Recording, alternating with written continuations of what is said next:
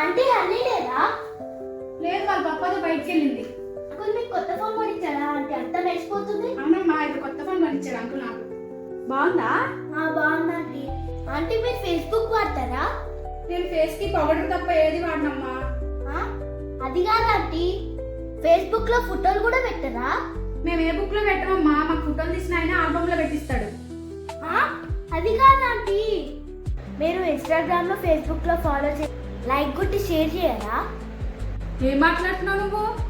Follow అవ్వాలంట, వాళ్ళని కొట్టాలంట, share ఆటోలో kidnap చేయాలంట. ఇంకోసారి మా అమ్మాయి ఫ్రెండ్షిప్కి వచ్చామంటే మర్యాద కూడదు. వెళ్ళిపో నువ్వు.